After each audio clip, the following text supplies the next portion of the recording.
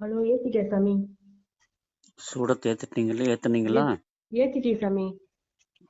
ஒரு நிமிஷம் சூட மலை ஏறட்டும். ம் உங்க குலதெய்வத்தை கும்பிட்டுக்கோங்க. கண்டினியூவா கும்பிடுங்க. உங்க குலதெய்வத்தை அடுத்தடுத்தது அவர் பேரை சொல்லிக்கிட்டே இருக்கணும். சூட மலை ஏற வரும். சரி. மனசுல நினைச்சுக்கிட்டே இருங்க. ம்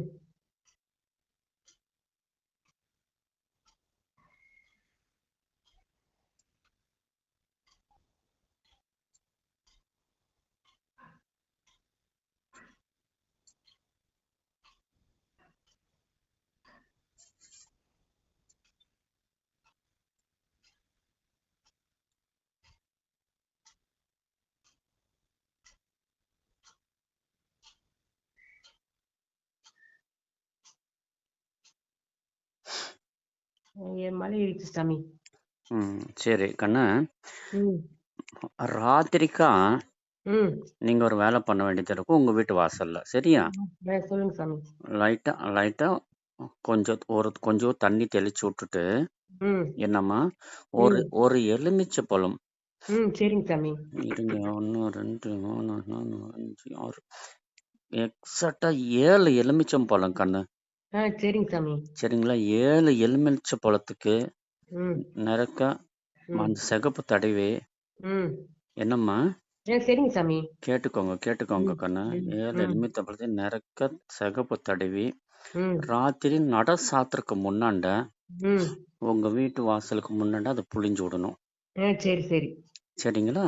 ம் ம் அப்போ அந்த சிகப்பு தெரியணும் கண்ணு. ம் சரிங்களா? அந்த எலுமிச்சை புழியும் போது அந்த சாறு சிகப்போட வரும் இல்லைங்களா? ஆமா. அந்த மாதிரி ஒரே இடத்துல நீங்க அந்த சாறை புழிஞ்சு விடணும். சரியா? சரிங்க சாமி. 1. ம் இப்போ ம் நீங்க உங்க சாமி ரூம்ல வச்சிருக்கிற மண்ணை ம் அவசரப்பட்டு பதில் சொல்லாம நல்லா மோந்து பாருங்க. ம் சரிங்க சாமி. அவசரப்பட்டு பதில் சொல்லக்கூடாது கண்ணு. நல்லா மோந்து பாருங்க. ம் உங்க குலதெய்வத்தை கும்பிட்டு இன்னொரு வாட்டி நல்லா மோந்து பாருங்க கண்ணு.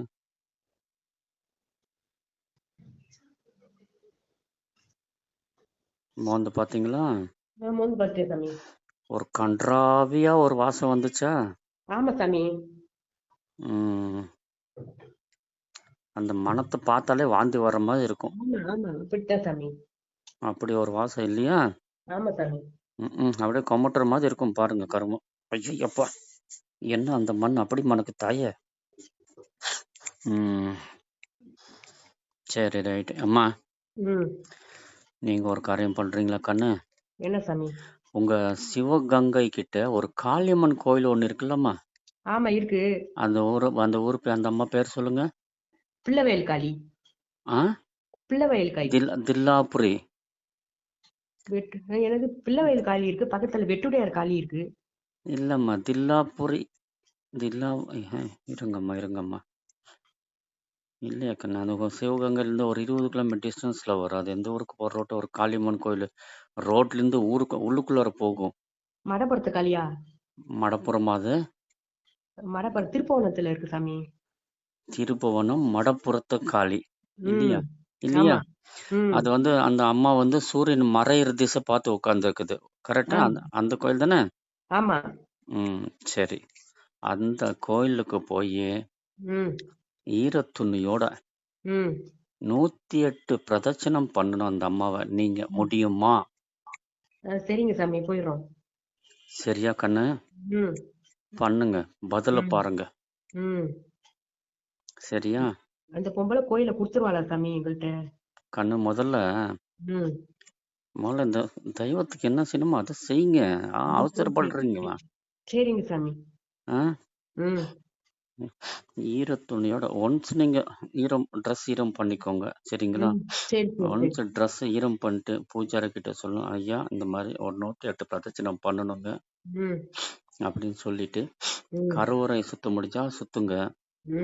இல்லைங்க, அந்த பக்கம் இடம் இருக்கு, அப்படி சுத்தி வரலாம். சரிங்களா?